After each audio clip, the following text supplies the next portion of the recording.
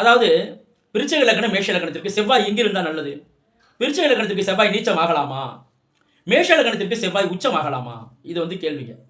அதாவது விருச்சிக லக்னத்திற்கு செவ்வாய் நீச்சம் ஆவது நல்லதுங்க.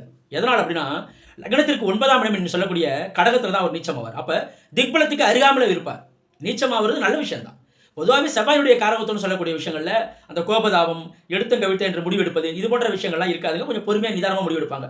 லக்னாதிபதினு சொல்லக்கூடிய செவ்வாய் நீச்சமானாலும் திக்பலத்துக்கு அருகாமல் இருப்பார், கடகத்தில் இருப்பார். ஒருவேளை அந்த இடத்துல பரிவர்த்தனை நடந்துன்னு வச்சுங்களேன், அதாவது விருச்சிக ராசியாகவே இருந்தாருன்னு வச்சுங்க, அப்போ செவ்வாயும் சந்திரனும் பரிவர்த்தனை ஆகுவாங்க. இப்போ அது போன்ற பரிவர்த்தனை இருந்தாலும் நல்ல சிறப்பான அமைப்பு தான். ப்ளஸ் எந்த நிலையிலும் செவ்வாய் சுபத்துவம் அடைந்தால் இன்னும் நல்ல அமைப்பு. விருச்சிக லக்னத்தில் செவ்வாய் தாராளமாக நீச்சமாகலாம், திக்பலத்துக்கு அருகாமல் இருப்பார். மேலும் பாவத்துவம் அடையக்கூடாது. பாவத்துவம்னா மேலும் அவர் சனி ராகுவோடு சேர்ந்தாருன்னா தப்பு. அதான் பாயிண்ட்டுங்க.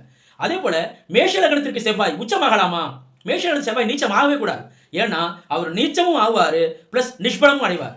4ஆம் இடத்துல செவ்வாய்க்கு நிஷ்பலம்.